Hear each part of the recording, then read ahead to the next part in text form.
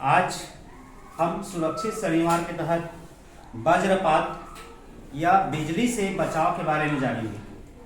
ठीक है, बरसात के दिनों में क्या होता है, आकाश में बिजली चमकता है, हम घर पर रहते हैं या घर से बाहर रहते हैं तो हमें डर सा लगता है ना।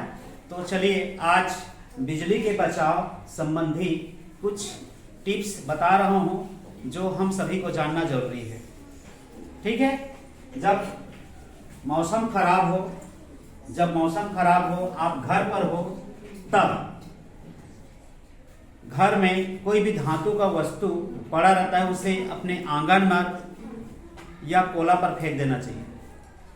ऐसा क्यों किया जाता है? क्योंकि धातु जितना भी सुचालक होते हैं, जैसे आपके पास क्या है, टांगी हो गया, हंसिया हो गया या लोहा से बना कोई पदार्थ, वो क्या करता है, बिजली को आकर्षित करता है। इसलिए अपने पास नहीं रखना चाहिए, उसे तुरंत क्या करना चाहिए, बाहर फेंक देना चाहिए। ठीक है, ताकि आपको बिजली ना लगे। ठीक है, आप सुने होंगे गांव में कभी बिजली गिरता है तो उसका मृत्यु हो गया है ना, सुने हो ना। तो आज इसी के बारे में जानेंगे। ठीक है, चलो बिजली से बचाव के बारे में जानकारी देंगे। बारिश के दौरान खेत, खुले मैदान, खंभा, वृक्ष के पास ना जाए। जब बारिश हो रहा है, मौसम खराब है, तो आपको ध्यान रखना है कि आपको खेत में नहीं जाना है, खुले मैदान में नहीं जाना है, खंभा या वृक्ष के पास नहीं जाना चाहिए। घर में बोलते हैं बड़े बुजुर्ग, जब खेत गए हो तो पानी गिर रहा है तो खेत वृक्ष के नीचे नहीं छिहाना चाहिए, ऐसे बोला गया है ना। ऐसा इसलिए क्योंकि वृक्ष क्या करता है, बिजली को आकर्षित करता है। इसलिए जब आप मौसम खराब हो और बाहर हो तो बिल्कुल भी खुले मैदान में नहीं होना चाहिए, वृक्ष के नीचे नहीं होना चाहिए। ठीक है, और खेत में नहीं होना चाहिए। ठीक है, अगर हो, खेत में भी हो तो थोड़ा ध्यान से सुनना।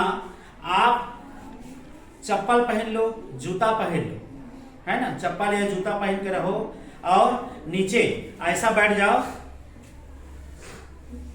ऐसा, है ना, और ऐसा करके झुक जाओ, ऐसा करके बैठना है और नीचे झुकना है। ठीक है, लेकिन आपका पैर जमीन में नहीं रखना चाहिए। जूता पहने हो, चप्पल पहने हो तो ऐसा करके झुक कर बैठना है। समझ में आ गया?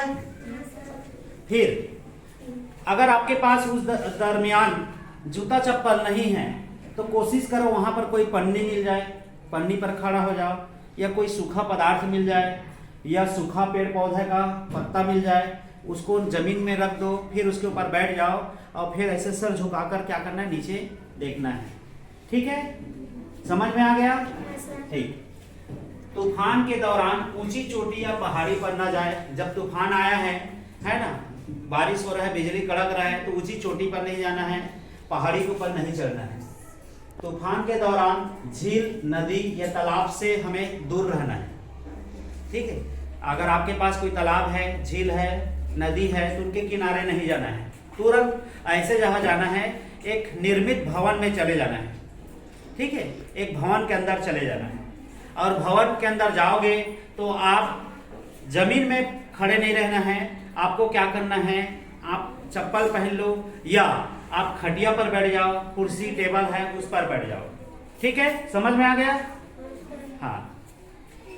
आंधी के दौरान फोन, कंप्यूटर या अन्य इलेक्ट्रॉनिक डिवाइस का उपयोग नहीं करना है। बोलते हैं मम्मी पापा, जब पानी गिर रहा होता है टीवी बंद कर दो, फोन को बंद कर दो, बोलते हैं कि नहीं? बोलते हैं। हाँ, ऐसा इसलिए क्योंकि ये बिजली को आकर्षित करता है, हमें इसका उपयोग नहीं करना चाहिए। उस दरमियान हमें बंद करके रखना है। समझ में आ गया? ठीक। तूफान बीत जाने पर तुरंत बाहर मत निकलो घर से। जैसे तूफान, आकाश खराब है और ठीक हुआ तो तुरंत बाहर नहीं निकलना है देखने के लिए। कम से कम 30 सेकंड वेट करना है, फिर उसके बाद बाहर निकलना है। ठीक है, खराब मौसम में सीधे जमीन से बचना है, हमें जमीन पर सीधा नहीं रखना है। कोई भी चप्पल या जूता का उपयोग करना है। ठीक है, समूह में एक साथ नहीं खड़ा होना है, समूह में एक साथ खड़ा नहीं होना है। मैं आपको बताऊंगा गतिविधि करके। और कम से कम, जैसे आओ तो जी, आओ इधर बेटा, जब आप लोग 3 4 5 लोग मित्र हो तो ऐसा बिल्कुल नजदीक में नहीं खड़ा होना है, ठीक है। कम से कम दूरी बना के रखना है, इतना दूरी बना के रखना है। थोड़ा और दूरी हो सकता है तो और दूरी बना लो, है ना। जब मौसम खराब हो तो एक साथ ऐसा नहीं रहना है, ठीक है। थोड़ा दूरी बना कर रहना है, ऐसा। समझ में आ गया? ठीक, बैठ जाओ बेटा। जब आप मौसम खराब हो और कार पर हो, है ना, तो कार पर हो तो कार के कांच को पूरी तरह से बंद कर दो, खुला नहीं छोड़ना है। कार के कांच को पूरी तरह से बंद कर दो, खुला बिल्कुल भी नहीं छोड़ना है। समझ में आ गया? ऐसा इसलिए क्योंकि बिजली गिरता है तो बिजली कार के ऊपर से जमीन में चला जाएगा। अगर कार का कांच या खिड़की बंद है तो, और खिड़की खुला है तो हमको खतरा हो सकता है, हमारा मौत भी हो सकता है बिजली लगने से, बिजली के झटके से, ठीक है। खराब मौसम में आप पानी में हो या नाव पर हो, सवार हो, जैसे आपका नहा रहे हो और तुरंत मौसम खराब हो गया, तुरंत निकल जाओ। या नदी में हो, डोंगा चढ़ रहे हो, नाव चढ़ रहे हो, तो तुरंत नाव से बाहर आ जाओ, क्योंकि बिजली गिरता है तो इन पर असर होता है ना। इसलिए तुरंत हमें बाहर आ जाना चाहिए और ऐसे जगह जाना चाहिए भवन पर, है ना, भवन का आसरा लेना चाहिए, भवन के अंदर चले जाना चाहिए। समझ में आ गया? फिर उसके बाद कोई भी धातु के सामान को अपने पास नहीं रखना है, उसे तुरंत बाहर फेंक देना है, क्योंकि वो बिजली को क्या करता है, आकर्षित करता है। और समझ में आ गया इतना? अगर किसी को बिजली लग जाए तो क्या करे, ठीक है, चलिए बताते हैं। किसी को बिजली लग जाए, है ना, किसी को बिजली लगता है और आपको पता होता है कि अमुक व्यक्ति को बिजली लग गया है ना, तो सबसे पहले प्राथमिक उपचार के रूप में सीपीआर देना चाहिए। तो सीपीआर कैसे करना है? जिसको बिजली लगा है उसको लेटा देना है ना। फिर उसके पश्चात यहाँ पर गाल को पकड़ना है, मुंह को खोलना है और क्या करना है, मुंह से लगाकर हवा देना है, ठीक है। मुंह से लगाकर क्या करना है, हवा देना है।